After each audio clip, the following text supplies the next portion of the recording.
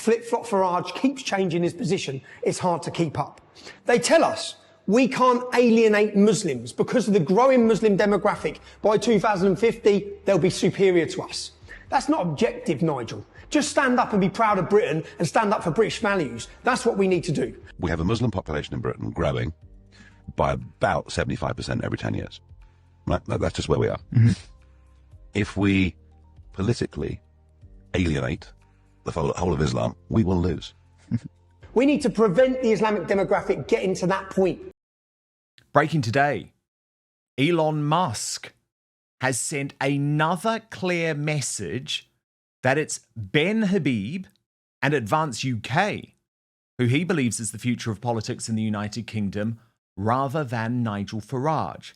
This is all over the mass deportation policy, which has obviously split the country, but also split the right. Habib posted on X that Reform UK's deportation policy amounts to stupidity. Elon Musk replied, exactly correct. A similar tragedy unfolded in the US back when anyone with a child was allowed entry in the spirit of being humanitarian. This unfortunately backfired, resulting in massive child trafficking, physical abuse, and rape, as evil criminals would snatch kids to use as a get into America free pass.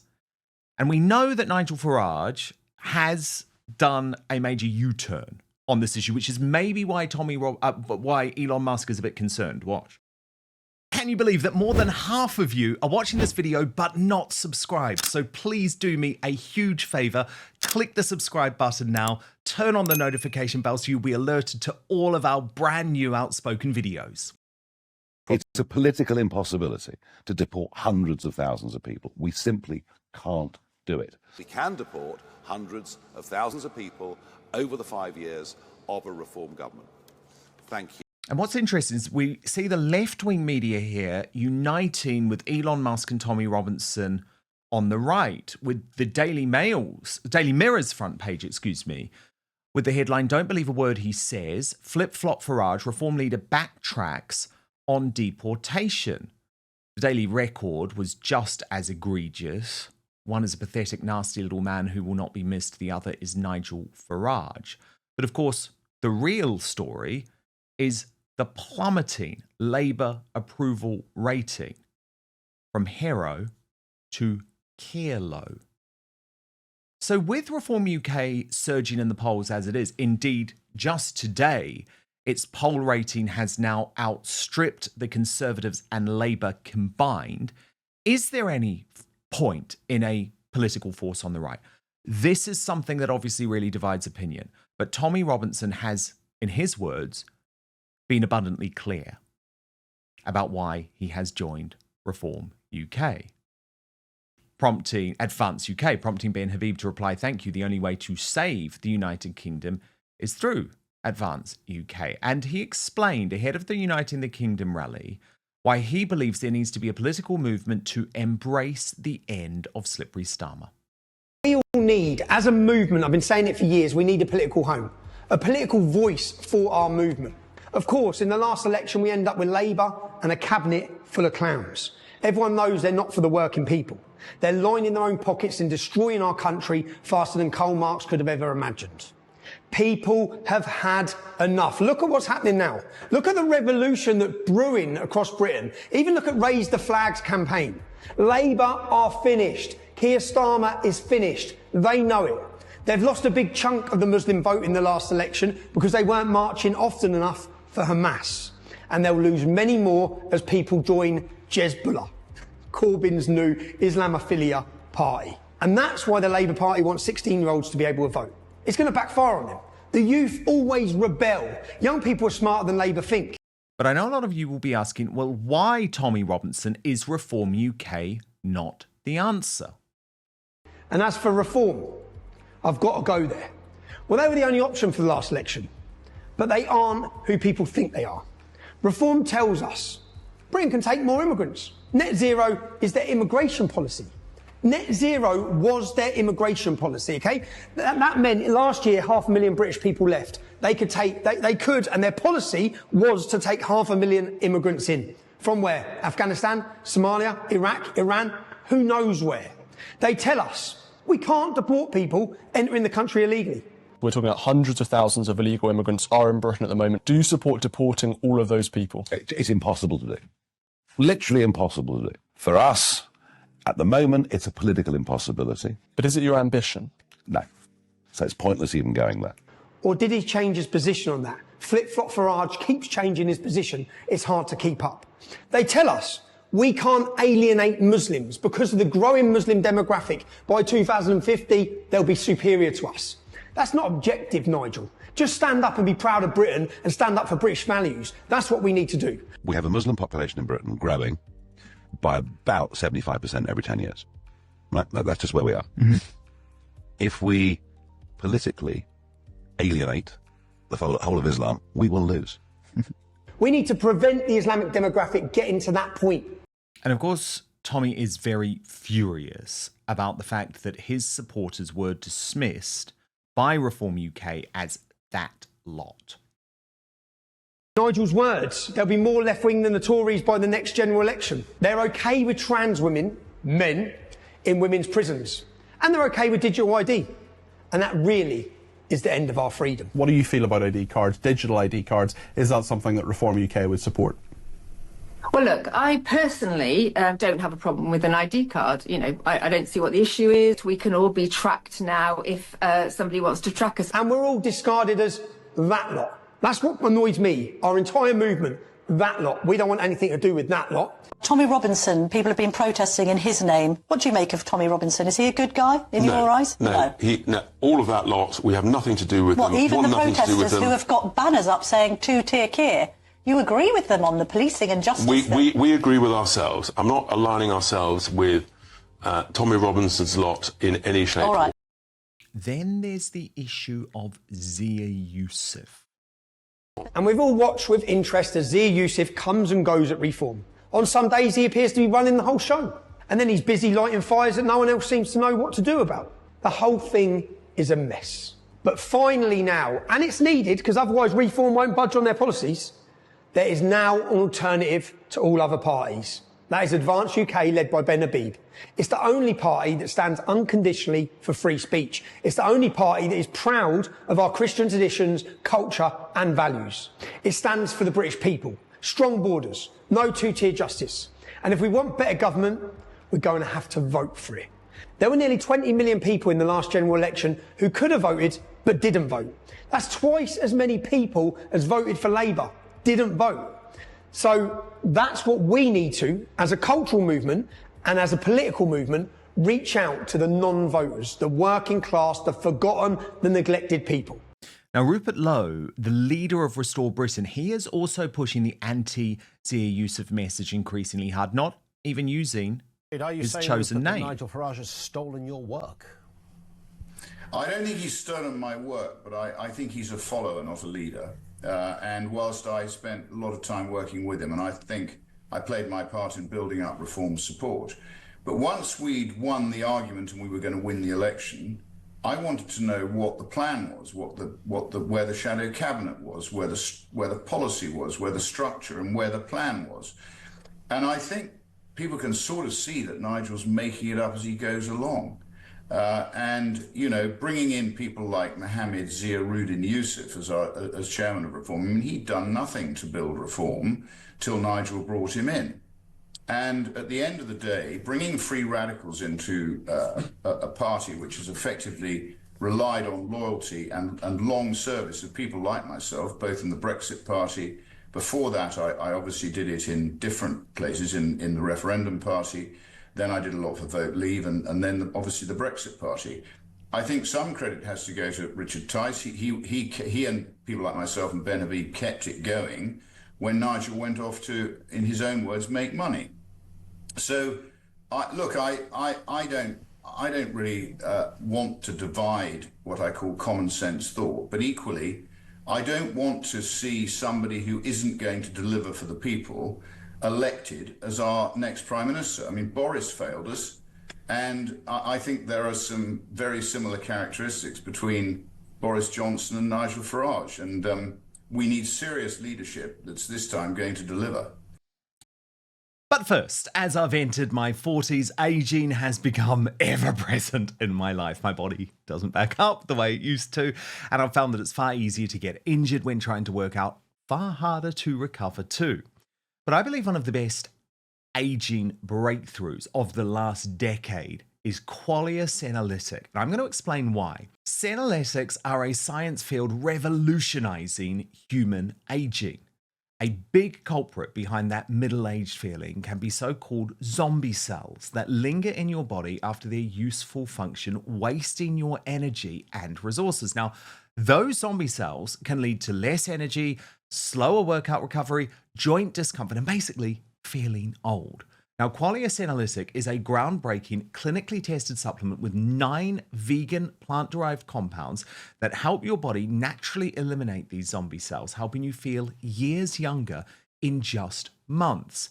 But here's what I absolutely love about this product. You take it just 2 days a month, helping your body naturally eliminate zombie cells to age better at the cellular level.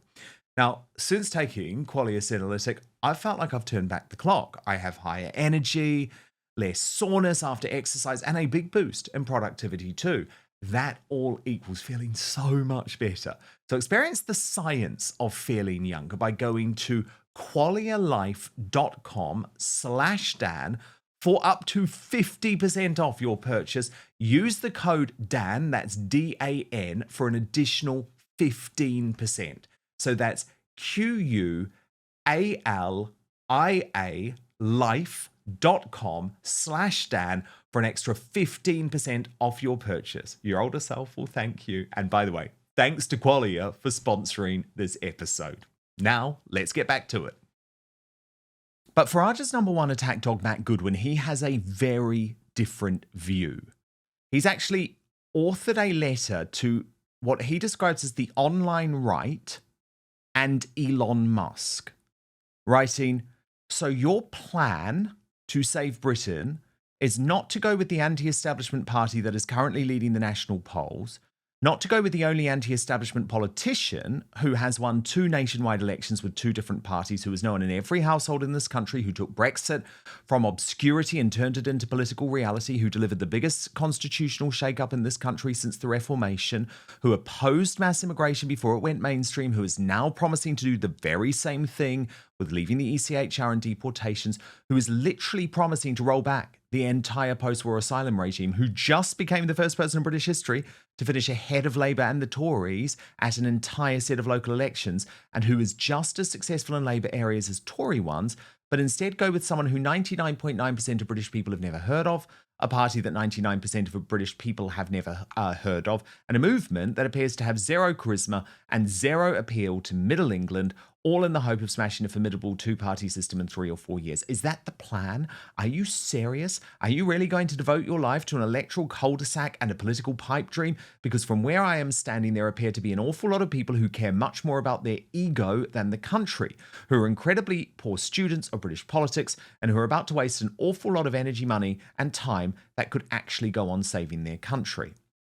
Now, Basil the Great responded robustly to Matt Goodwin, asking him, "We could equally ask you while you're still supporting them. The purchasing of political positions, Scottish nationalists in the party, the lying to members, lack of democracy, telling people not to protest, saying mass deportations is impossible, Islam must be accommodated, slandering Tommy Robinson, trying to get Rupert Lowe incarcerated, letting down grooming gang victims, men and women's prison, slandering Suella Braverman and Robert Jenrick, a 3.5-page deportation policy after how long of waiting, and it barely touches the problem despite promising to deport all illegal migrants just months ago. It appears to just want to deport single childless men. For years, you rightly criticised the Tories for coasting on the idea of who else are you going to vote for? If you don't vote for us, you'll get Labour. Well, now Reform are doing exactly the same. It's simply not good enough, Matt. Goodwin replied, "Perfection does not exist in politics. You use what you have to correct the system."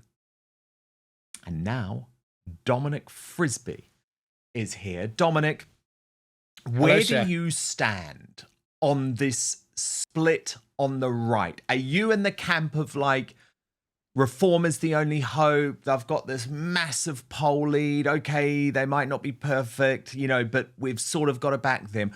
Or are you with Elon Musk, who's thinking about something with, I guess, much more moral purity?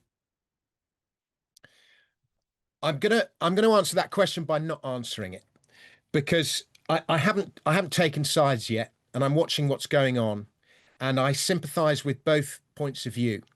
I've actually just finished Elon's biography, and he's achieved what he's achieved by not compromising. He's almost autistic in his refusal to compromise about anything, and I think you can achieve things in business by doing that, but in politics, it's just that much harder. And there is that horrible expression which I hate: politics is the art of the compromise. And I think Nigel is brilliant at positioning himself, and he's always gone as far, almost like as far as he can go without overstepping the mark. And that's how his political career's lasted as long. They keep trying to cancel him, but they can't quite cancel him. And that's how he's had the longevity that he's had. And he's probably decided, I think deep down, Nigel agrees with a lot of the stuff that Tommy says, but Nigel's having to sort of tame himself, turn himself down a little bit in order to get elected, in order to negotiate the media that you're taking into account. Though, Dominic, do you think he has to do that? Because this is where I split with Nigel. Like, Trump didn't do that. Trump went to war with the mainstream media. It didn't mean he wouldn't talk to them. He does talk to them. He talks to them far more than Joe Biden ever did, but he doesn't accept the way that they present the world. And I think Nigel thinking he can win over the British mainstream media is pretty naive, to be honest. Well, maybe, but he also knows what the media can do to you and how they smear you, and the power that the BBC still does. Yep. So I think it's a tactical decision by Nigel. And by the way, if you mentioned Trump there, yes, Trump, Elon, when in the falling out between Trump and Elon, I was team Elon, because I'm a small government guy, a low tax guy. I don't like to see government corruption. I don't like to see wasteful spending and all of that. The American, Trump is not going to shrink the state. It's going to increase. And he's going to print more money. He's going to debase the currency further. All these things are going to happen with Trump, which wouldn't have happened if Elon had been allowed to continue what he continued. And, even though Trump winds people up, his views, he's just a sort of centre-right guy. He's not, maybe on immigration, he's pretty full on. But in other stuff, he's not nearly as extreme as Elon was. So in the way that Trump played the game, I think there are more similarities between him and Nigel than there are between him and the sort of Tommy Robinson, Elon Musk side of things. So I get it. And I get the predicament, Nigel. The view of the extreme side is that Nigel doesn't need to dampen himself down and turn the notches down. He needs to own it. And Nigel probably thinks he does need to. And that's the decision he's made. And, I want to see Britain reformed, and I want to see an end to this mess. And the big risk is splitting the right ends that. But I Tommy is full on. He's a purist, and I get what he's saying. And he's one of these guys.